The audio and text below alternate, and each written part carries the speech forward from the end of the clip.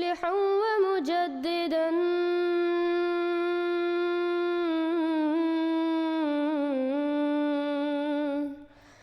فارنوا بنظر طاهر وجنان.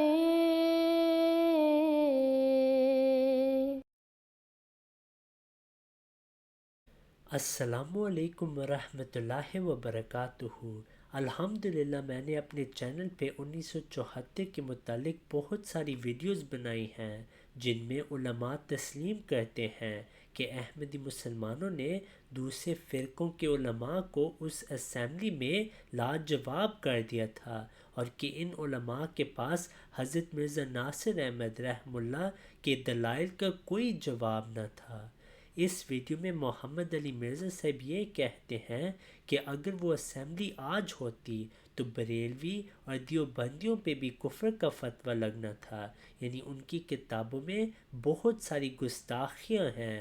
جہاں تک احمدی مسلمانوں کی بات ہے تو ہم نے ان ساروں کے جواب دے دیے ہیں، اور اس اسمبلی میں بھی خلیفۃ المسیح ثالث رحمہ اللہ نے ان تمام اعتراضات کا جواب دیا تھا۔ یعنی حقیقت میں ان لوگوں کے پاس احمدی مسلمانوں کے خلاف کوئی حقیقی اعتراض ہے ہی نہیں۔ میں اگلے دن اپنے بھائیوں کو کہہ رہا تھا شکر کریں کہ آج کا دور نہیں تھا، ورنہ 73 کے آئین میں صرف قادیانیوں نے کافر نہیں ہونا تھا۔ ہاں جی، سوشل میڈیا کے دو ہی کنگ ہیں، ایک عمران خان، دوسرے انجینئر صاحب۔ تسی کیا سمجھتے ہو کہ آج اگر یہ قومی اسمبلی میں مسئلہ چل رہا ہوتا تو صرف قادیانیوں نے فارغ ہونا تھا، یا چشتی رسول اللہ اور اشری رسول اللہ پارٹی نے بھی فارغ ہونا تھا، یا وہ فارغ نہ ہوتے ایٹ لیسٹ انہوں نے اپنے بابوں کو فارغ کر دینا تھا۔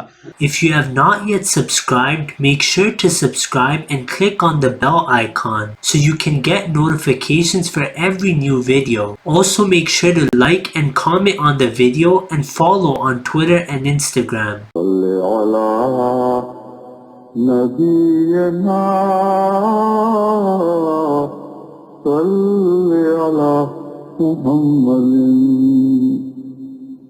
صل على سفينا